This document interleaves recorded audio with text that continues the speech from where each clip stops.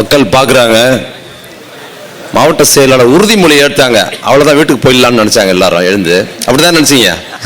நான் சொல்லிக்கிட்டு இருந்தேன் இங்கே உறுதிமொழி எடுத்து திருப்பி உட்கார முதல்ல இந்த அரைப்பாங்க போல திருப்பியும் அப்படின்னு உங்களுக்கு யோசனை வந்திருக்கோம். அதுக்கப்புறம் எங்கள் மாவட்ட செயலாளர் பேசினார்.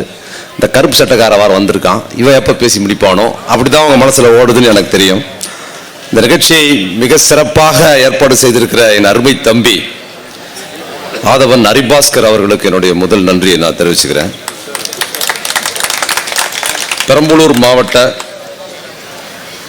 செயலாளர் அண்ணன் ஜெகதீசன் அவர் தான் இங்கே தலை இந்த மாவட்டத்துக்கு. அவர் எனக்காக பேச்சை ஒரு நிமிஷம் கூட பேசாம விட்டுட்டாரு. அவருக்கு என்னோட சிறப்பு நன்றி. அவருக்கு ஒரு பலத்தை கைத்தட்டல் கொடுக்க அண்ணன். சூழல் புரிந்து இதுதான் தலைமை பண்புங்கிறது செஞ்சார் பார்த்தீங்களா, அது ரொம்ப சிறப்பான ஒரு விஷயம். நம்ம அமைச்சர் சிவசங்கர் மாண்புமிகு சிவசங்கர் அவர்களால் வர முடியல. நான் அவரை ரொம்ப எதிர்பார்த்தேன், அவரை நான் மிஸ் பண்ணுறேன் அப்படிதான் சொல்லணும். ரொம்ப நாள் ஆச்சு அவரை பார்த்தோம். அதே மாதிரி இந்த பாப்பா காருண்யா ரொம்ப சிறப்பாக பேசு. பாப்பாவுக்கு பலத்தை கைத்தட்டல் கொடுக்கும். பெண்கள் பேசுறது ரொம்ப பெரிய விஷயம். ரொம்ப சிறப்பாக பேசின காருண்யாவுக்கு என்னுடைய வாழ்த்துக்கள். என்னுடைய அருமை நண்பர் புன்னகை மன்னன் உங்கள் சட்டமன்ற உறுப்பினர் பிரபாகரன் அவர்களுக்கு ஒரு கைத்தட்டல் கொடுங்க, பலத்த கைத்தட்டல். நிறைய பேர் பேசினாங்க, நம்ம ஒன்றிய செயலாளர்லாம் பேசினாங்க. அண்ணன் பேசினார், முன்னாள் சட்டமன்ற உறுப்பினர் பிரமாதமா. அதுக்கு முன்னால் இன்னொரு அண்ணன் பேசினார், ஒன்றிய செயலாளர், ரொம்ப பிரமாதமா பேசினாங்க. எல்லாருக்கும் என்னோட நன்றி. நம்ம சித்தார்த்தனுக்கு நன்றி. நன்றியை சொல்ல போற அப்துல் கரீமுக்கு என்னோட நன்றி.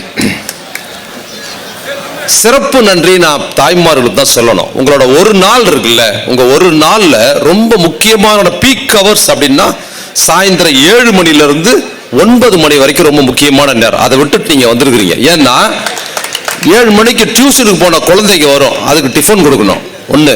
ரெண்டாவது வேலைக்கு போன வீட்டுக்காரர் வருவாரு, இப்பவே ஆளை காணும் திட்டிட்டு இருப்பார் வீட்டுல உட்காந்து, எங்க போச்சோ தெரியல அப்படின்னு. அவருக்கு சாப்பாடு கொடுக்கணும், குழந்தைக்கு டிஃபன் கொடுக்கணும், வீட்டுக்காருக்கு சாப்பாடு கொடுக்கணும். இதை விட முக்கியமான ஒரு விஷயத்தை தியாகம் பண்ணிட்டு உட்காந்துருக்கிறீங்க. 7 மணிக்கு சன் டிவியில் ஒரு நாடகம் போட்டிருப்பான். என்ன அந்த நாடகத்தை விட்டுட்டோமே, 7 மணிக்கு வந்தோம், 7:30க்கு ஆரம்பிச்சு விட்டாங்கன்னா 8 மணி நாடகத்தையாவது பார்த்துடலாமே விஜய் டிவியில போய் நினைச்சு உட்காந்துருப்பீங்க. அந்த மாமியார் காரி மருமகளுக்கு விஷத்தை கலந்து வச்சா அதோட நேற்று நிறுத்திட்டான். அப்ப விஷத்தை குடிச்சாளா செத்தாளா, மாமியார் ஜெயிலுக்கு போனாலா, அந்த குடும்பம் என்ன ஆச்சுன்னு தெரியாம நம்ம இங்க அல்லல் போடுறோம், இவங்களுக்கு புரிய மாட்டேங்குதுங்கிற மாதிரி நீங்க உட்காந்துருப்பீங்கிறது எனக்கு தெரியும். என் அருமை தாய்மார்களே, விஜய் டிவியில சன் டிவியில இதுல வர குடும்பம்லாம் என்ன கதியாகும் நீங்க கவலைப்பட்டது தினம் தினம் இருக்கட்டும். உங்க குடும்பம் என்ன கதி ஆக போகுது அப்படிங்கிறது இந்த கூட்டம். அதை விட்டு தான் அதுக்காக தான் சேர்ந்து பேசியிருப்போம். அவன் தந்திருக்கிறீங்க. அதனால் உங்களுக்கான கூட்டம் தான் இது. இங்க பேசுற விஷயங்கள் எல்லாமே உங்களுக்கானது தான்.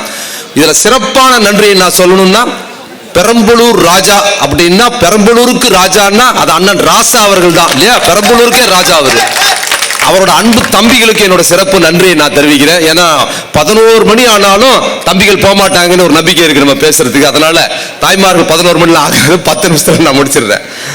நீங்க பாக்குறீங்கல்ல இந்த இந்தி திணிப்பு, இந்தி எதிர்ப்பு இதெல்லாம் பேசுறான்னு, யாருக்கும் நீங்க நினைக்கிறீங்களா? யாருக்கும் இல்ல, அது உங்களுக்கும் வரும். இப்ப பள்ளிக்கூடத்துல இந்தி திணிச்சு இந்தி நீ கையெழுத்து போடு, அப்பதான் 5000 கோடி கொடுப்பான்னு சொல்லி நம்ம முதலமைச்சரை பெறட்டுறாப்புல. முதலமைச்சர் முடியாதுங்கிறாரு. ஏன்னா கொடுத்த கையெழுத்து போட்டா மொத்தம் முடிஞ்சது, பள்ளிக்கூடமே நடத்த முடியாது, நம்ம பசங்க தமிழும் படிக்க முடியாது, பள்ளி படிப்பு 5வது கூட படிக்க முடியாது அடுத்த தலைமுறை. அதுக்கு தான் சதி பண்றாங்க, அது முடியாதுங்கிறாரு.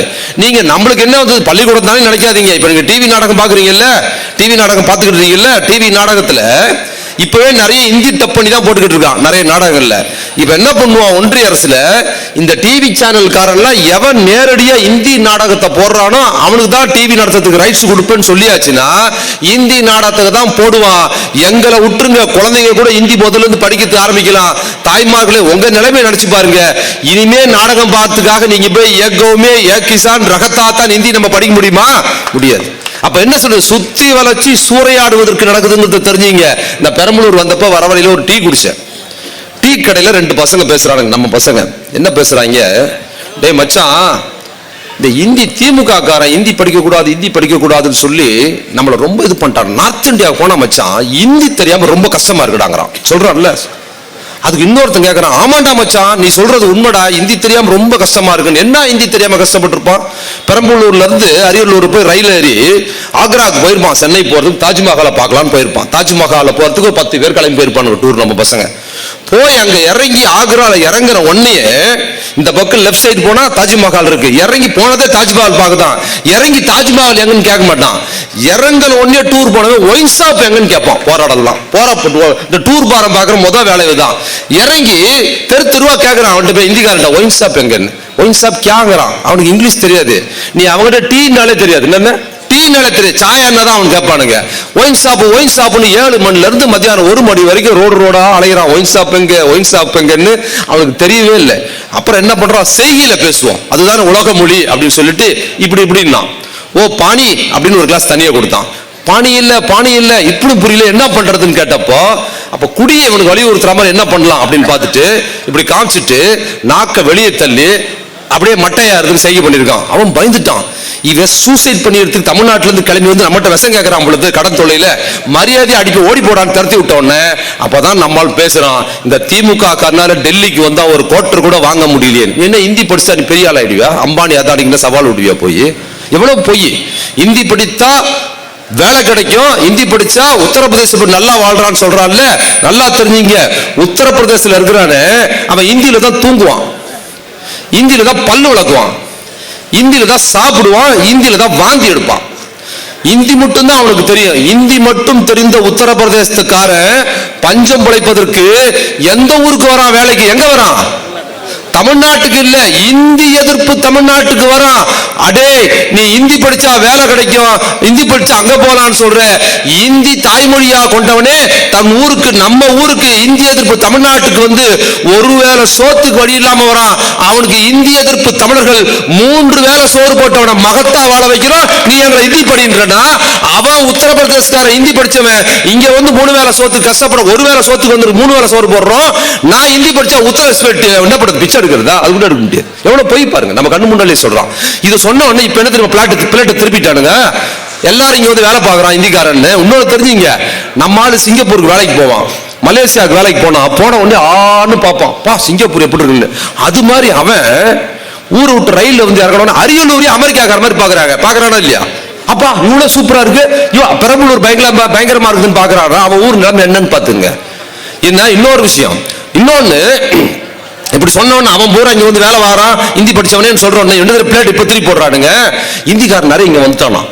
அவன் வந்துட்டான், அவன் பானிபூரி விற்கிறான், குல்பி ஐஸ் விற்கிறான், அவன் தான் நிறைய வியாபாரம் பண்றான். இங்க அவன்கிட்ட போய் நம்ம ஹிந்தி தெரியலன்னா அவனுக்கு ரொம்ப புரிய மாட்டேங்குது. நீ ஹிந்தி கத்துக்கிட்டீங்கன்னா அவன்கிட்ட பானிபூரின்னு சொல்லி அவன்கிட்ட ஈஸியா வாங்கலான்னு சொல்றான்.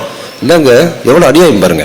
அதாவது உத்தரப்பிரதேசத்துக்கு வேலைக்கு போனோம்னா தமிழ ஹிந்தி கடிச்சு போனோம், உத்தரப்பிரதேசக்காரன் தமிழ்நாட்டுக்கு வேலைக்கு வந்தாலும் நம்ம தான் ஹிந்தி படிக்கணும்னா நம்மள கேன பையன் நினைக்கிறாங்களா அவனுங்க? ஏடா கொஞ்சமாவது நியாயம் வேண்டாமா? இதை கேட்பதற்கு எவனுக்குமே திராணி இல்லை. அதை கேட்பதற்கான திராணி இந்தியாவில் கொண்ட ஒரே தலைவர் தளபதிக்கு ஒருவர் தான் இருக்குது. தெரிஞ்சுங்க, தளபதினா என்ன தெரியுமா? ஒரு நாட்டின் மீது அந்நிய படையெடுப்பு நடக்கும் போது அந்த களத்தில் முதல் ஆளாக யார் நிற்கிறாரோ அவருக்கு பெயர் தான் தளபதி. அப்படி நிற்கிற ஒரே தளபதி தமிழ்நாட்டில் தலைவர் முதல்வர் மட்டும்தான், வேற யாரும் கிடையாது. அப்ப இங்க சொன்னான்ல ஹிந்தி படிச்சா வேலை கிடைக்கல, ஹிந்திக்காரனே இருக்கிறான்ல. அப்புறம் இன்னொன்னு என்ன தெரியுமா சொல்றானுங்க, இப்ப ஹிந்தி படிச்சுட்டு போனா பெரிய ஆளா இல்ல. உண்மையாது பெரம்பலூர்ல மார்வாடி இருக்காங்கல்ல, சேட்டு இருக்காங்கல்ல, பெரம்பலூர்ல இருக்காங்க, அரியல் எந்த ஊர்ல தான் எல்லா ஊர்லயும் இருக்கிறாங்கல்ல, என்ன இந்த தெருவுல இருக்கிறாங்க சொல்றாங்க. நம்ம முன்னாள் எம்எல்ஏ சேட்டு இருக்காங்கல்ல, ராஜஸ்தான் தான் சேட்டுக்கு சொந்த ஊர். 50-100 வருஷமா இருக்கிறாங்க சேட்டுக்கு எல்லா ஊர்லயும் தமிழ்நாட்டுல.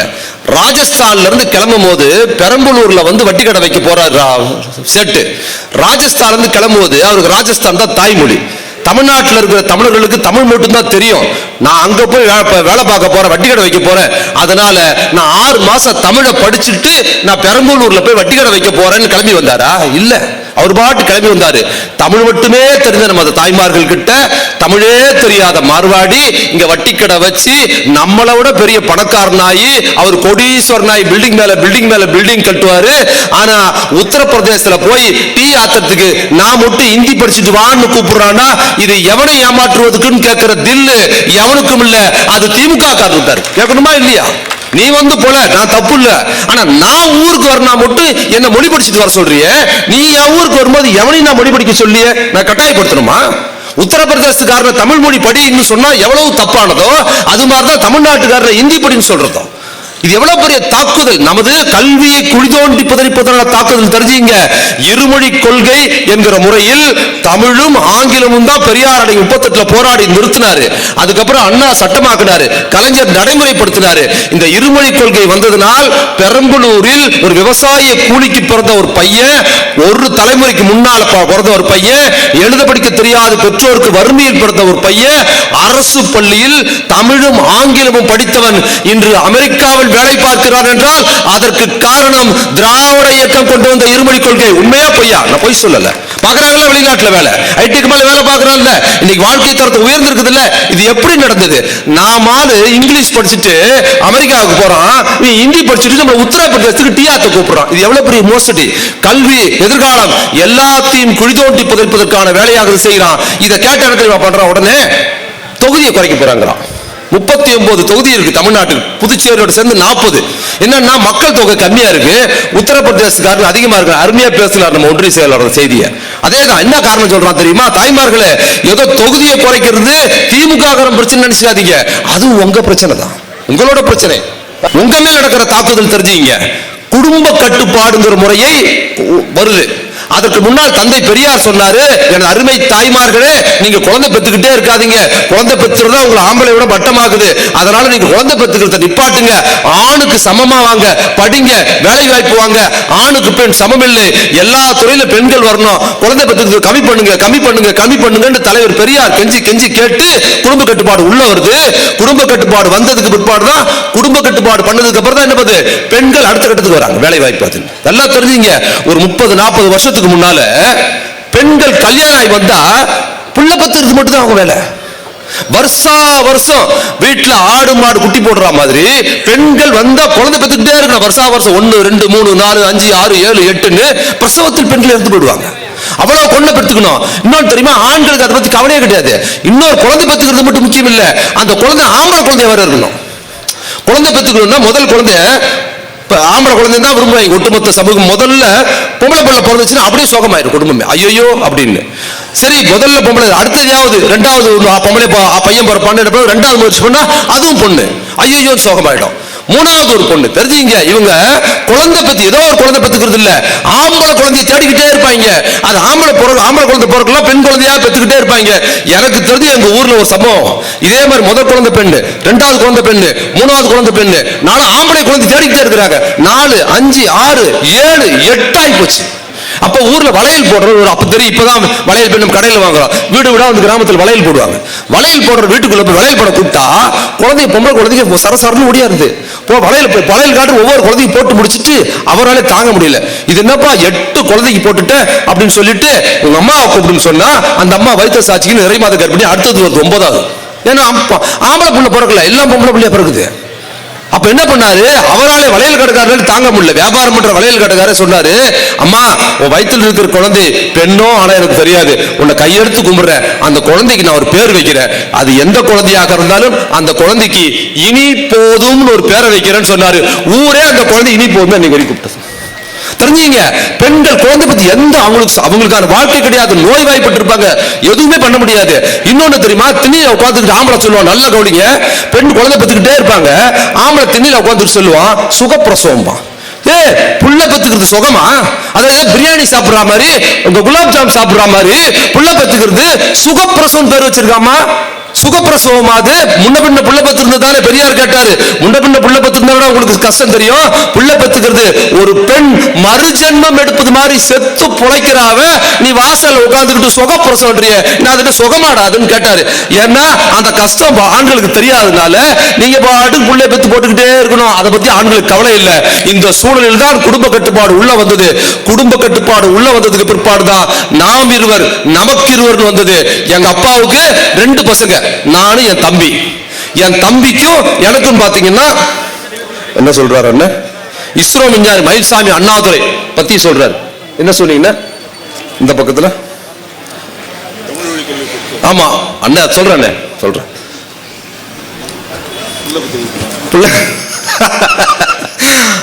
அப்ப தெரிஞ்சீங்க, குடும்ப கட்டுப்பாடு வந்ததுக்கு பிற்பாடு எங்க அப்பாவுக்கு 2 பசங்க, நானும் என் தம்பி. அவங்க 2 பேரும் நாம் இருவர் நமக்கு இருவர் இருந்தாங்க.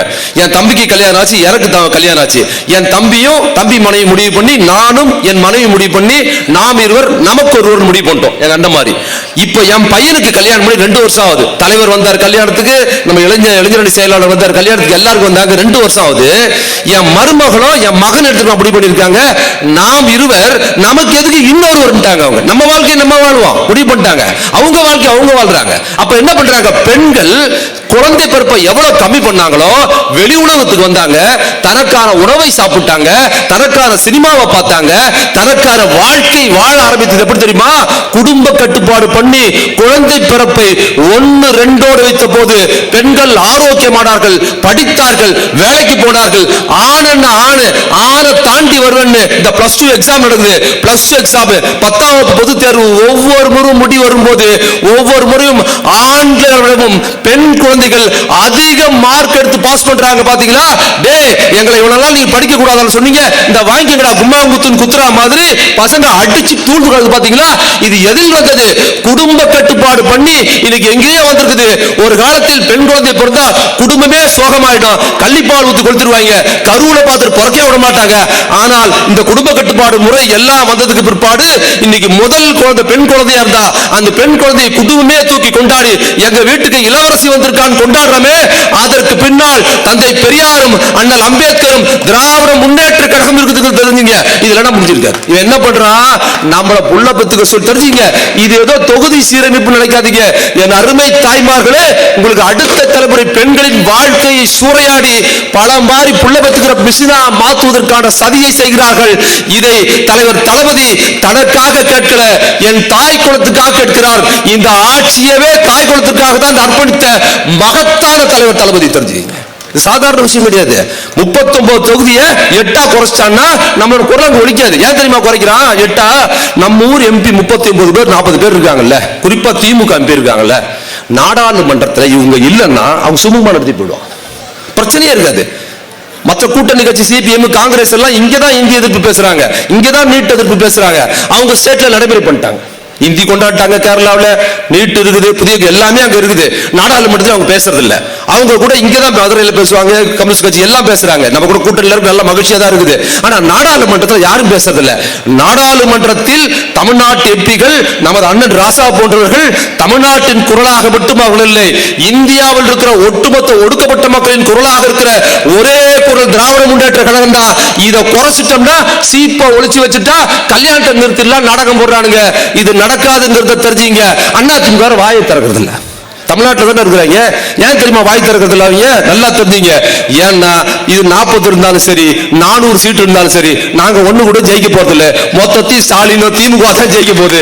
எங்களுக்கு என்னங்க வந்ததுங்கிறது அவங்க லாஜிக். உண்மைதான், எதிர்கட்சி பாமக, வாக்கா, போக்கா, அந்தக்கா, இந்தக்கா, இந்த ஒரு ஆள் இந்த இல்லைன்னு இந்த அக்கா சித்தி இந்த அம்மா இருக்காங்களா, தியாக தலைவி சின்னம்மாவோட அக்கா பையன் ஒருத்தர் இருக்காரு, அமமுகன்னு ஒருத்தர். அவர் நேற்று சொல்லியிருக்கிறாரு, அண்ணா இருந்திருந்தாருன்னா இந்தியை ஒத்துக்கிட்டு இருப்பாராம். அடே, அண்ணா இருந்திருந்தா அதிமுக இருந்திருக்காது. எப்படி காமெடி பண்றாங்க பாரு. அண்ணா இருந்திருந்தா உங்க கட்சி அதிமுக இருந்திருக்காது, அம்மா இருந்திருக்க மாட்டாங்க, ஐயா இருந்திருக்க மாட்டாரு, எடப்பாடி இருந்திருக்க மாட்டாரு, நீங்க இருந்திருக்க மாட்டேன், சின்னம்மாவும் ஜெயிலுக்கு போயிருக்க மாட்டாங்க. நீங்க நல்ல மானம் மரியாதை வாழ்ந்திருக்கலாம்ல. அண்ணா இருந்திருந்தா இது கரெக்டா இருக்காது. எவ்வளவு போய் பேசுறாங்க. ஏன்னா இவங்க ஜெயிக்க போறது இல்ல. என்ன பண்ணிட்டாங்க, நம்ம ஸ்டாலின் தோக்கடிக்க முடியாது, அவர் தான் ஜெயிப்பாரு. நீ 39 இல்ல, இன்னும் 10 போட்டு 49 கொடுத்தாலும் திமுக தான் ஜெயிக்க போகுது. திமுகவை தோற்கடிக்கிறதுக்கு எங்ககிட்ட எந்த சக்தியும் இல்ல. மோடி சார், நீ 8 இல்ல, இன்னும் 18 கூட குறைச்சிக்கா, அப்படியாவது திமுக குறையட்டுங்கிறது அவங்க கணக்கு. யாரும் குரல் கொடுக்கறது இல்ல. இதில் திமுக சீட்டு அதிகம் வரணும்னு தலைவர் கவலைப்படல. ஏன்னா கூட்டணி கட்சி சேர்த்து வச்சுக்கிட்ட தலைவர் கூட்டணி செல்வாக்கு பெற்ற கட்சிகளுக்காக சேர்க்கல. அவரு செல்வாக்கு பெற்ற கட்சி சேர்க்கணும்னா மக்கள் நல கூட்டணியா இருந்த போது அந்த மக்கள் நல கூட்டணியில செல்வாக்கு பெற்றது விஜயகாந்த் தான் செல்வாக்கு பாராட்டு பெற்றது. அவர் தான் எல்லாத்துக்கும் சீட்டு கொடுத்தாரு. விஜயகாந்த் அந்த பக்கம் தள்ளி விட்டுட்டு விடுதலை சிறுத்தைகள் என்ன பண்ணாரு, சிபிஐ சிபிஎம் இவங்களை ஏன் சேர்த்தாருன்னா இவர்கள் கொள்கையோடு பாஜகவை எதிர்க்கிறார்கள் என்பதற்காகத்தான் சேர்த்தாரு. முற்போக்கு கூட்டணியா சேர்த்தாரே தவிர ஜெயிக்கணும் என்பதற்காக அவர் பாமகவையோ தேமுதிகவையோ கும்பலா சேர்த்துக்கலான்னு சேர்க்கல. கொள்கை சார்ந்த கூட்டணி சேர்த்து என்ன பண்ணாரு, காங்கிரஸ் உட்பட கூட்டணி கட்சிகள் கேட்ட சீட்டை அள்ளி கொடுத்த மகத்தான தலைவர் தான் தொகுதி வரையறைய கூடாதுன்னு சொல்லுகிறார் என்பது அது திமுகவுக்காக பேசவில்லை. என் அருமை தாய்மார்களே, அவருடைய இந்திய எதிர்ப்பு, அவர் தொகுதி வரையறைக்காக இன்னைக்கு சுழன்று இந்தியா முழுக்க போறாரு. அது எல்லாமே எங்க தாய் குலத்துக்காக தான். ஏன் செய்யறாங்க தெரியுங்களா? Simple logic. பணம் கொடுக்க மாட்டான் 5000 கோடி. ஏன் கொடுக்க மாட்டான்? ஒன்னும் இல்ல. தலைவர் ஆட்சிக்கு வந்தார். அந்த செய்தி சொல்லி நான் முடிக்கிறேன் 10 நிமிஷம் 5 நிமிஷத்துல. தலைவர் 2வது கொரோனா ஆட்சி ஞாபகம் இருக்கா? 2வது கொரோனா எலெக்ஷன் முடிஞ்சு நம்ம ஆட்கள் எம்எல்ஏ ஆனது சொகுசா வரல. அவங்க சொகுசு வரல. ஆட்சிக்கு வந்த உடனே தெரிஞ்சீங்க அவங்க 5000 கோடி கொடுக்க மாட்டான், பணம் கொடுக்க மாட்டான். ஏன் தெரியுமா கொடுக்க மாட்டான்? கொரோனா காலம் தெரிஞ்சீங்க. ஆட்சிக்கு வந்த புதுசுல தலைவர் ஆட்சிக்கு வந்தார்ல, ஆட்சிக்கு வந்த புதுசுல குழுகுள்னு வரல, மரண கொரோனா. உலகம் முழுக்க கொரோனா இருந்தது. ஆனா இந்தியாவுக்கு இன்னொரு கொடுமை இருந்தது. கொரோனா மோடி. தமிழ்நாட்டுக்கு 3 கொரோனா, மோடி, எடப்பாடி. சீர்கேடான நிர்வாகம். எங்க பார் மரண ஓலம், ரோடு பிளாக், லாக்டவுன், சொந்தக்காரங்க செத்துட்டாலும் போக முடியாது, எங்க சொந்தா வந்துருமோ, எங்க பார் ஆஸ்பத்திரி கிடையாது, எதுவும் கிடையாதுங்கிற அளவில் தான் எடப்பாடி மொத்த காசையும் கொள்ளடிச்சிட்டு மரண ஓலத்தை ஊற விட்டுட்டு அந்த போகும்போது தான் தலைவர் உள்ள வந்து பதவி ஏற்றுக்கிறார். குழுகுன்னு வரல. வந்தா பார்த்தாரு எங்க பாரு மரண ஓலம், ட்ரீட்மெண்ட் இல்ல, நிர்வாகமே இல்ல, செயல்படவே இல்ல. அதே அதிகாரிகள் யாரையும் மாத்தல. ஆனா என்ன பண்ணார் தெரியுமா? இதுக்கு பணம் முக்கியம் இல்லை, மனம்தான் முக்கியம். தெரியுமா பண்ணாரு? நிர்வாக செயல்படலன்னு தெரிந்த தலைவர் தளபதி தெரியுமா பண்ணாரு? தன் உயிரை பணையை வைத்து நல்லா தெரிஞ்ச உலகத்தில் எந்த பிரதமரும் எந்த முதலமைச்சரும் செய்யாத ஒரு காரியத்தை செஞ்சார். கோயம்புத்தூர் இருக்கிற அரசு மருத்துவமனையில் இருக்கிற கொரோனா நோயாளிகளை தன் உயிரை பணையை வைத்து பார்த்த உலகத்தின் ஒரே முதலமைச்சர் அவர் தான். தெரியுமா? ஏன் பார்த்தாரு அவர்? ஏன் தெரியுமா பார்த்தாரு? முதலமைச்சரா நான் வீட்டுல உட்கார்ந்துட்டு எடப்பாடி மாதிரி கையை சோப் போட்டு கழுவின்னு பிரியாணி சாப்பிட்டு நாம் போய் பார்த்தாதான் நிர்வாகம் விளங்கும். ஏன்னா நாமளே சொந்த பெரியமா செத்து போச்சுன்னா போல வீட்டிலே வயிற்று வாதி அடிச்சுட்டு அழுதோம் இல்லையா? ஐயோ அப்படின்னு நமக்கு வந்துரும் பயந்தோம். அப்ப டாக்டர் போய் பார்ப்பாரா, கலெக்டர் போய் பார்ப்பாரா, தாசில்தார் பார்ப்பாரா? யாரும் போல, எல்லாம் வீட்டுல இருந்தாங்க. அப்ப என்ன பண்ணாரு முதலமைச்சர் போய் பார்த்த உடனே அடுத்த நிமிஷம் அரசு நிர்வாகம் சட்டார்னு எழுந்து நின்றது. கலெக்டர் வீட்டுக்கு வந்தாரு, தாசில்தார் வெளியே வந்தாரு, அதிகாரிகள் வந்தாங்க, டாக்டர்கள் ஓடி வந்தாங்க. ஐயோ முதலமைச்சர் டாக்டரே கிடையாது, அவரே போய் பார்க்கிறாரு. அப்ப நான் வீட்டில் இருக்க கூடாது, ஓடி வந்து சாகும் தருவாயில் இருக்கிற உயிரை இழுத்து நிப்பாட்டிய மகத்தான தலைவர் தான் தளபதி. அதோட விட்டாரா? எடப்பாடி கிட்ட 5000 ரூபாய் கூடிய வருமானம் இல்ல, லாக்டவுன் இருக்குதுன்னு சொன்னாரு. என்கிட்ட 1000 ரூபாய் தான் இருந்தாரு. அந்த மீது 4000 அவர் எடுத்து போட்டாரு. நல்லா தெரிஞ்சீங்க. ஏதாவது ஹைவேஸ்ல கார்ல போறாங்க, ஆக்சிடென்ட் ஆயிடுது. ஆக்சிடென்ட் ஆகி நடுராத்திரில ஆக்சிடென்ட் ஆகி 5 பேர் விழுந்துருக்காங்க. பெண்கள் நகை போட்டு ரத்த வெள்ளத்துல போராடிக்கிட்டு இருக்காங்க உயிருக்குன்னு வச்சுங்களேன். அதுல போய் 4 பேர் ஓடி போய் பாதுகாப்பான். சில பேர் எடுத்துப்பா பண்ணுவான், உயிருக்கு போராடிக்கிட்டு இருக்க மக்கள் போய் காதுல இருக்கிற கம்பல் செயின்ல திருடறவங்களா இருப்பான். அது மாதிரி எடப்பாடி அரசு கொரோனா காலத்துல மக்கள் செத்துக்கிட்டு இருக்கும் போது இந்த எடப்பாடியும் வேலுமணியும் கொரோனா மக்களுக்கு கொரோனா கிட்டு வாங்குறன்னு அதெல்லாம் ஊழல் பண்ணிட்டாங்க. பண்ணானுங்களா இல்லையா? அதெல்லாம் ஊழல் பண்ணிட்டாங்க. அப்ப ஒண்ணுமே கேட்டாரு 1000 ரூபாய் 5000 ரூபாய் கொடுக்க முடியாது சொன்ன போது அப்ப அறிவித்தார், நான் ஆட்சிக்கு வந்தால் மீதி 4000 தருவேன் சொன்னாரு. கையில 10 பைசா இல்ல. வந்த உடனே முதலமைச்சர் போட்ட முதல் கையெழுத்து ஒவ்வொரு ரேஷன் கார்டுக்கும் 4000 ரூபாய் கொடுத்தாரா இல்லையாமா? கொடுத்தாரு. எப்படி கொடுத்தாரு? அதெல்லாம் நீங்க நினைச்சு பாருங்க. வருமானம் இல்லங்க, தினக்கூலி போறாங்க, நம்ம விவசாய கூலியா போறோம். அங்க பெரம்பலூர் மாவட்டத்தில் இன்னும் வறுமை அதிகம். சாப்பாட்டுக்கு இல்ல, கையில காசு இல்ல, என்ன பண்ண முடியும்? வறுமையில் கொரோனால சாவரமோ இல்லையோ பட்டியலில் சாகும் போது மக்களுக்கு 4000 ரூபாய் கொடுத்தோன்னு ஒரு மாசத்துக்கான மளிகை சாமான வச்சு மக்கள் எழுந்து நின்னாங்கிறது ஒண்ணு. அதோட விட்டாரா? அடுத்தது என்ன பண்ணாரு? அடுத்தது எங்க பாரு ஹாஸ்பிட்டல் இடம் இல்ல, நிரம்பி வழியுது. தலைவர் கேட்டாரு, என்னையா வீட்டுல எல்லாம் சாகுறாங்க, என்னையா பண்றீங்கன்னு கேட்ட தலைவர், ஹாஸ்பிட்டல் இடம் இல்லை, நாங்க என்ன தலைவரை பண்ண முடியும்? என்ன பண்ண முடியும்னா ஜனங்க சாவு விட்டுருவியா நீ? இப்படிதான் தலைவர், வேற என்ன பண்ண முடியும்னு கேட்டோம்னு கேட்டாரு. அதிகாரிகள் கூப்பிட்டு, அமைச்சர் எல்லாரும் கூப்பிட்டு கேட்டாரு. இப்ப லாக்டவுன் தானே, கல்யாணம் எதுவும் நடக்கல இல்ல, கல்யாண மண்டபம் சும்மா தானே இருக்குது, சும்மா தானே இருக்குது.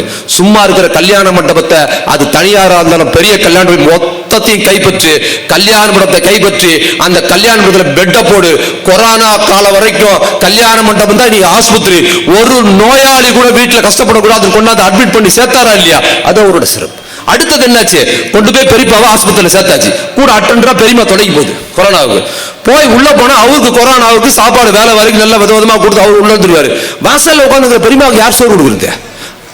லாக்டவுன், டீ கடை கிடையாது, கையில காசு கிடையாது, ஆஸ்பத்திரி வாசல் ஆயிரக்கணக்கான மக்கள் உள்ள உட்கார்ந்து வெளியே உட்கார்ந்துருக்காங்க. தமிழ்நாடு முழுக்க லட்சக்கணக்கான மக்கள் உள்ள இருக்கிறவங்க கொரோனா சாவறாங்க இல்லையோ, வெளியில இருக்கிற பட்டினி சாவானோ. தலைவர் கேட்டார், என்னங்க இது இப்படி இருக்கிறாங்க தலைவரே, லாக்டவுன் நம்ம என்ன பண்ண முடியும், என்ன பண்ண முடியுமா? கூப்பிட்டார் அருள்துறை அமைச்சர். அருள்துறை அமைச்சர் சேகர் பாபு கூப்பிட்டாரு, ஏங்க இப்ப லாக்டவுன் தானே, ஆமா கோயில்லாம் மூடி இருக்குல்ல, எல்லா கோயிலும் மூடி இருக்கு, அப்ப எல்லா கோயிலும் மூடி இருக்குல்ல, கோயில் நம்ம டெய்லி அன்னதானம் கொடுப்போம்ல, ஆமா அன்னதானத்துக்கான அரிசி பருப்பு என்னெல்லாம் சும்மா தான் கிடக்குது, கோயில் இருக்கிற அரிசி பருப்பு எல்லாத்தையும் தூக்குங்க, தூக்கி கொண்டாந்து அரசு மருத்துவமனை வைங்க. இனி லாக்டவுன் முழுக்க அரசு மருத்துவமனை தான் கோயில்.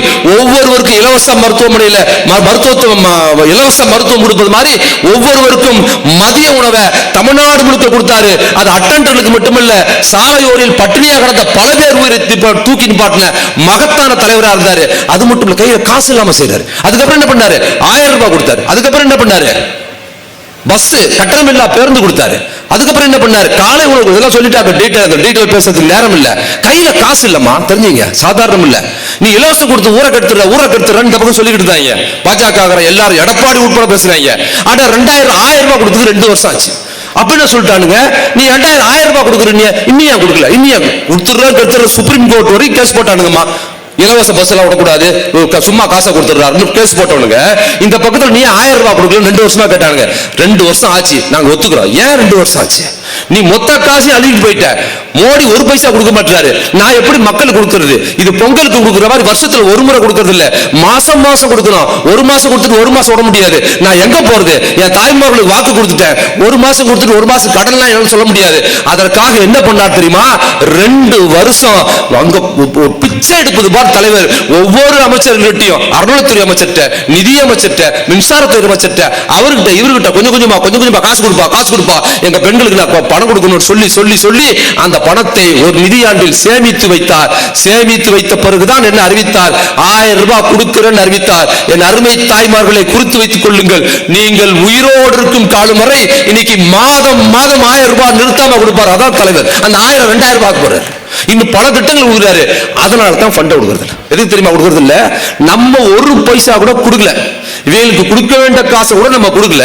அப்படி இல்லாத போதே அள்ளி அள்ளி அள்ளி அள்ளி ஊர் பெண்களுக்கு கொடுத்துக்கிட்டே இருக்கிறார்.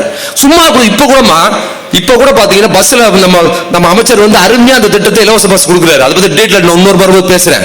முந்தா நாள் ஒண்ணு அறிவிச்சிருக்காரு. இந்த பக்கத்துல ஃபண்ட் கொடுக்கலன்னு சண்டை போட்டுக்கிட்டே இருக்கிறாரு.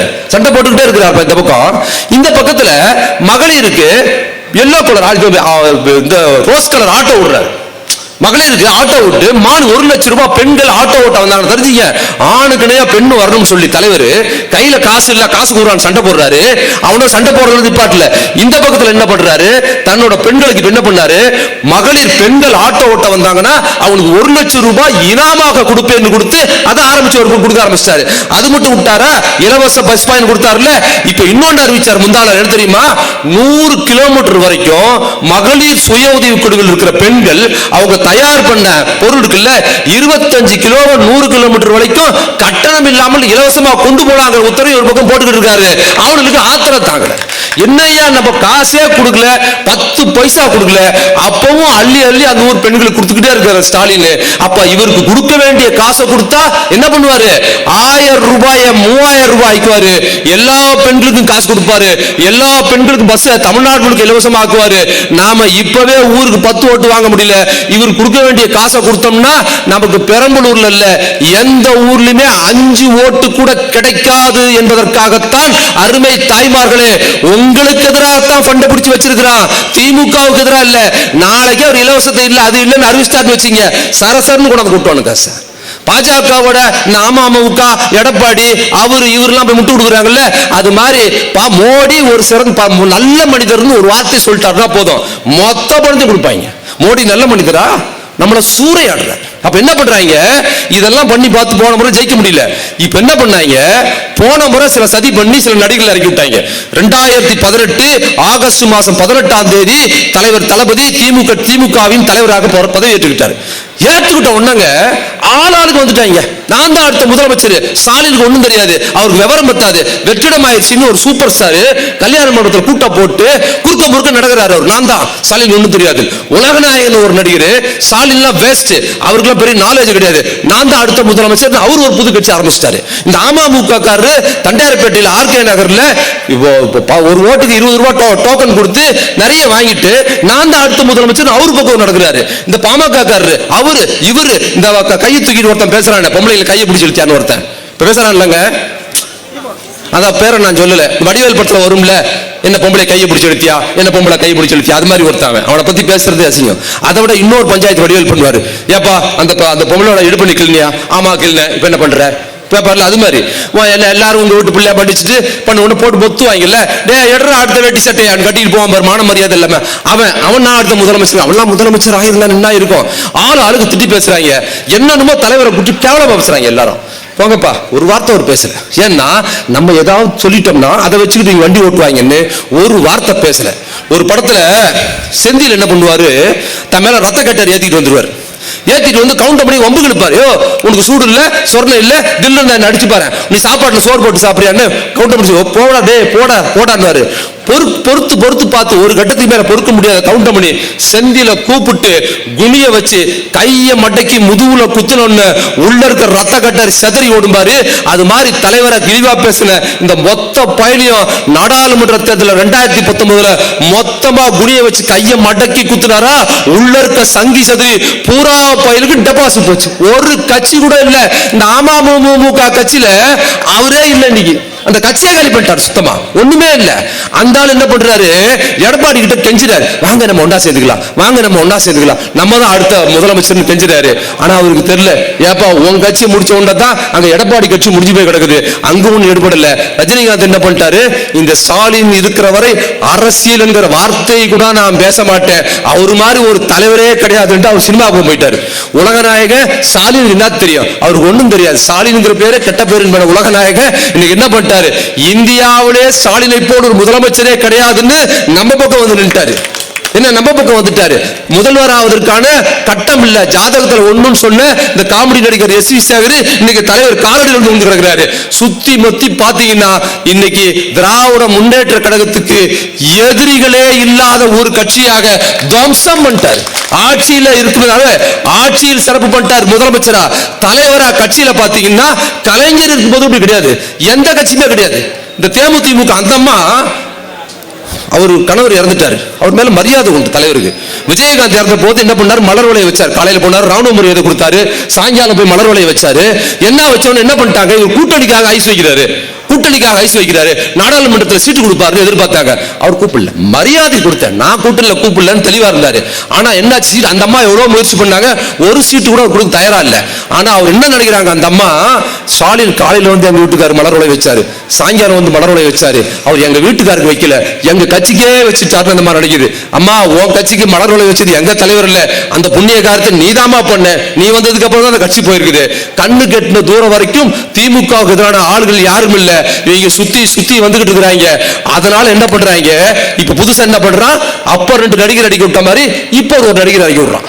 அந்த நடிகர் யாரு, ஒரு வசனம் பேசுவார்ல, என்ன வசனம், ஒரு முறை முடிவு பண்ணிட்டா என் பேச்ச நானே கேட்க மாட்டேன். ஏட்டா உன் பேச்ச நீயே கேட்கலன்னா நாங்க எதுக்குடா கேட்கணும், லூசாடா நீ, அவன் பேச்ச அவனே கேட்க மாட்டானா, நம்ம கேட்கணுமா, அவன் ரசிகர்கள் கேட்க போறான். என்னத்துக்கு தெரியுமா அவன் பண்றான், அவன் வேலை எது தெரியுமா வந்திருக்கான், நம்ம முதல்வர் துணை முதல்வர் இருக்காருல்ல, அவர் என்ன பண்றாருன்னு பாக்குறது. அவர் ஏதாவது ஒன்று பண்ணிட்டாருன்னா அதுக்கு ஒன்று பண்றது. அவர் எவ்வளவு பெரிய ஆள், எவ்வளவு பெரிய ஆள், சாதாரண ஆள். அவரு சொன்னார்ல, என்ன நம்ம எம்எல்ஏ சொன்னார்ல, சனாதன எதிர்ப்புல இந்தியாவே நீ என்ன ஜுஜிபே இந்தியாவே இந்த அண்ணாமலை ஒருத்தன் சொன்னாரு, நம்ம ஆளு எங்க பணத்தை கொடுங்கடா கேட்டா துணை முதல்வர், எங்க பணத்தை கொடுங்க, நாங்க வருகிட்ட வரி போனோம், உங்க அப்பா வீட்டு பணத்தை கேட்கல, கொடுங்க, நீங்க போன முறை கொடுக்கலன்னா போன முறை உங்களுக்கு நாங்க வந்து கோபேக் மோடின்னு சொன்னோம், இந்த முறை கொடுக்கல கெட் அவுட் மோடின்னு சொல்லுவோம்னு சொன்னாருங்க. இந்த அண்ணாமலை ஒருத்தன் எவ்வளவு மரியாதை குறைவா துணை முதலமைச்சர் பேசணும். நான் அவன் யாரையும் பேச மாட்டாங்க. அண்ணாமலை வந்து அவ்வளவு முறையாக பேச, நீ தில் இருந்தா சொல்லிப்பாரு, எது உனக்கு தில் இருந்தா தைரியம் இருந்தா நம்ம துணை முதலமைச்சரை பார்த்து நீ சொல்லி பாரு, யாருகிட்ட டே உன் பேரை விட அவர் சொன்னதில்ல, அவர் பேசின சனாதன எதிர்ப்பில் நாடாளுமன்றத்தில் அமித்ஷாவும் மோடியும் பேசுறாங்க. உதயநிதியின் தில்லு தெரியும்னா நீ போய் அமித்ஷா கிட்ட மோடி கிட்ட கேட்டு பாடுறா, முட்டா பையில விட்டு ஆட்டு ஆடுறாரு. நாடாளுமன்றத்தில் வரைக்கும் போனாங்க, மன்னிப்பு கேட்க சொன்னாங்க, மன்னிப்பு எல்லாம் கேட்க முடியாதுடா, மன்னிப்பு கேட்பதற்கு நான் சவர்காரின் பேரை பேரன்ல பெரியாரின் பேரன் உயர்ந்து நின்றாரு, தூள் கிளப்பி நின்றாரு. ஒரு பயம், நான் தனிப்பட்ட முறையில் பேசி பயமே கிடையாதுங்க அவருக்கு. பயம்னா என்ன தெரியல அவருக்கு, அவ்வளவு வெளிப்படையா இருக்கிறாரு. அவர்கிட்ட வந்து இவன் சவால் விட்டான், தில் இருந்தா நீ கெட் அவுட் மோடின்னு சொல்லி பாருன்னு சொன்னது தாங்க இந்த இளைஞரணி சார்பா எல்லாத்துக்கும். இப்ப நம்ம கூட்டம் நடந்தது எல்லாம் போனீங்கல்ல, அறிவாலயத்தில் நடந்தது. அந்த கூட்டத்தில் ஆரம்பிச்சதுங்க go back Modi, get out மோடின்னு சொல்லி பாருன்னு. என்ன ஆச்சு, யாருக்கிட்ட மோதி பாக்குற? உதயநிதி சொன்னான்ல ஒருத்த முதல்ல, ஸ்டாலின் இஸ் மோஸ்ட் டேஞ்சரஸ் தென் கருணாநிதினா. அடே, உதயநிதி இஸ் மோஸ்ட் டேஞ்சரஸ் தென் ஸ்டாலின் தெரிஞ்சீங்க. சொன்ன உடனே என்ன பண்றாரு தெரியுமா அவரு? அடி கெட் அவுட் மோடின்னு ட்ரெண்ட் ஆகிட்டாங்க. தமிழ்நாடு முழுக்க ட்ரெண்ட் ஆகிடுச்சு. ஒரு படத்துல, வடிவேல் படத்துல, டே ஏமல அடிக்கிறீங்க, இந்த வந்திருக்காரா என் குருநாதன், இப்ப அடிச்சு பாருங்கடா, அடிச்சு பாருங்க, குருநாதரை கொண்டாந்து நிப்பாட்டணும்னு. குருநாதருக்கு மவன சாணி அதையும் மூடி சும்மா சரன்னு அடிப்பாங்க இல்ல, அது மாதிரி மோடிக்கு முன்னால கெட் அவுட் மோடின்னு திமுக காரர்களும் தமிழ்நாட்டு மக்களும் சரன்னு அடிச்சாங்க பாரு. அதே அண்ணாமலை சொல்றான், என்ன குருநாதா, யானாவது பரவாயில்ல, உனக்கு மனிதாயத்தை மாட்டை கலந்து அடிச்சிருக்காங்க திமுக காரன் தமிழ்நாட்டுக்காரனும்னு. அப்படிப்பட்ட வீரன் உதயநிதி. நீ அவருக்கு சவால் விட்டு பாக்குறியா? இந்த எமோஷன் வந்த உடனே யாரு இந்த நடிகர், ஒரு முறை நான் சொல்லிட்டேன் என் பேச்சை நான் கேட்க மாட்டேன்னு, உடனே அவர் என்ன பண்ணிட்டாரு, மொழி ஆதிக்கம் கூட இந்தி திரிக்கிறான், நம்ம போராடிக்கிட்டு இருக்கிறோம். உடனே என்ன பண்ணிட்டாரு, மொழி ஆதிக்கம், இந்தியும் கூட சொல்லல, எந்த மொழி ஆதிக்கம், எந்த மொழியோ, யாரை எதிர்க்கிறீங்க, யாரையோ, எதுக்காக, யாருக்கோ, இப்படி ஒரு எதிர்ப்பு இந்தியனே சொல்லல. அதுக்கப்புறம் கெட் அவுட் மோடின்னு கூட சொல்லல, நம்மால் கெட் அவுட் மோடின்னு சொன்னோன்னு இவங்க கெட் அவுட் மட்டும் கையெழுத்து போட்டாங்க. கெட் அவுட் கையெழுத்து போட்டோன்னா மோடி ஆபீஸ் வந்து போன், யாருக்கு, அந்த ப்ரோ தம்பி, நடிகர் தம்பிக்கு போன் பண்ணி, தம்பி ப்ரோ எங்கர் பிரதர், அந்த கெட் அவுட் சொன்னீங்களே யார சொன்னீங்கன்னு மோடி ஆபீஸ் கேட்ட உடனே, ஐயா உங்களை சொல்ல, பி கேர்ஃபுல், என்ன சொன்ன, கெட் அவுட்னா என்னையே சொல்லிக்கிட்டேன்னு. கெட் அவுட் மோடின்னு சொல்லாம வெறும் கெட் அவுட் சொன்ன இவரு யாரு, நமக்கு ஆல்டர்னேட்டிவா பேசுறாராம். நீங்க அரசியலுக்கு வாங்க, முதலில் குறைந்தபட்சம் நீங்க இருக்க துறையில் நேர்மையா இருங்க. அந்த நடிகர் ரசிகர்கள் யார் தெரியுமா? மூட்டை தூக்குறவன், கூலி வேலை பார்க்கிறவன், ஆட்டோ ஓட்டுறவன், பஸ் ஸ்டாண்ட்ல வேலை பார்க்கிறவன், வெல்டரா இருக்கிறவன், கொளுத்து வேலை பார்க்கிறவன், கூலி வேலை பார்க்கிறவன், ஒரு 1000 ரூபாய் சம்பாதிப்பதற்கு தன் வேர்வையே ரத்தத்தை சிந்துறான். அவன் மத்த நடிகர் படத்தை கூட 50 ரூபா 100 ரூபாய் பார்த்துறான். ஆனா உன் படத்தை பார்க்கும்போது ரத்தத்தை வேர்வையாக சிந்த அந்த ரசிகன் என்ன பண்றான், ஒரு முறைக்கு 1000 ரூபாய்க்கு மேல டிக்கெட் கொடுத்து ஒரு நாள்ல 3-4 முறை பார்த்து 4000 ரூபாய் 5000 ரூபாய் அவன் ரத்தத்தையும் வேர்வையை கொள்ளடிக்கிற. அது மட்டும் இல்ல, அவன் படம் ரிலீஸ் ஆயிடுச்சுன்னா குழந்தைக்கு ஆஸ்பத்திரிக்கு கூட்டு போக மாட்டான். பொண்டாட்டி தாலிய அடகு வச்சு உனக்கு பாலபிஷேகமோ உன் படத்தையும் பார்க்க வைக்கிறான். ஒரு ரசிகர்களை 1000 ரூபாய் அதிக விலை வச்சு கொள்ளையடிக்கிற நீ தமிழ்நாட்டு மக்களுக்கு நன்மை செய்ய போகிறியா? இதற்கு பதிலை உன் ரசிகர்களே சொல்வார்கள் என்பதை மக்கள் புரிஞ்சுப்பாங்க. ஏன்னா எவ்வளவு நடிகளை விட்டு பாக்குறாங்க, தெரிஞ்சு வச்சீங்க. தலைவர் தளபதி யார் பேரையும் சொன்னதில்லை, இப்பவும் சொல்றேன். நம்ம தலைவர் தளபதி சூப்பர் ஸ்டாரை பார்த்தாரு, உலகநாயகனை பார்த்தாரு, கேப்டன் விஜயகாந்த் பார்த்தாரு. நீ எல்லாம் எம்மாத்திரம் ப்ரோ, எங்களுக்கு ஒண்ணுமே கிடையாதுங்கிறத புரிஞ்சுக்க. இந்த பாஜக, அதிமுக, அந்த கட்சி இந்த கட்சி, நீங்க தமிழ்நாடு முழுக்க வந்து ஓட்டு கேட்டுக்கிட்டே இருங்க. ஆனா நல்லா தெரிஞ்சுங்க, தலைவர் போட்ட இந்த 1000 ரூபாய் திட்டமாகட்டும், கட்டண பேருந்து விழாவாகட்டும், அது திமுக பெண்களுக்கு மட்டுமா கொடுக்குறாரு? ஒப்புட்டளவில் திமுக அல்லாத குடும்பத்து பெண்கள் தான் அதிகமா நன்மை அடைக்கிறாங்க 1000 ரூபாயில. இந்த அம்மா தலையாட்டுறாங்க பார்த்து, சரியா சொல்றப்பாங்க அந்த அம்மா பாருங்க. அவங்க திமுக எனக்கு இல்ல, திமுக அல்லாத பெண்கள் அது வரும், உங்களுக்கு வரும். யாருன்னா கட்சிக்காரங்கிறதுக்காக இஷ்டம் கிடையாது, அது திமுகவின் தலைவர் தளபதி. ஆனா தமிழ்நாட்டின் எல்லா மக்களுக்கும் ஓட்டு போட்டாலும் போடாலும் எல்லாருக்கும் முதலமைச்சர். அதுக்கு ஆர்டர் பிரகாரம் என்ன பிரச்சனையோ கட்சி எல்லாம் பார்க்காம எல்லாருக்கும் கொடுக்கிறாரு. ஒப்புட்டளவில் திமுக பெண்களை விடவும் அதிகமாக அதிமுக, பாஜக, பாமக, மற்ற கட்சி எதிர்கட்சியை சேர்ந்த பெண்கள் தான் அதிகமாக பயனடைகிறார்கள். அதிமுக, பாஜக, பாமக நீங்க எல்லாம் வீடு வீடா வந்து எங்களுக்கு ஓட்டு கேட்டுக்கிட்டு இருக்க. ஆனால் நல்லா தெரிஞ்சீங்க, உங்க வீட்டில் இருக்கிற பெண்களே உங்களுக்கு ஓட்டு போட போறதில்ல, அவர்கள் தலைவர் தளபதிக்கு தான் ஓட்டு போட போகிறார்கள். வருகிற சட்டமன்ற தேர்தலில் இந்த சதிகார கும்பலுக்கு ஒரு சரியான பாடத்தை புகட்டுவோம். வாய்ப்புக்கு நன்றி, வணக்கம்.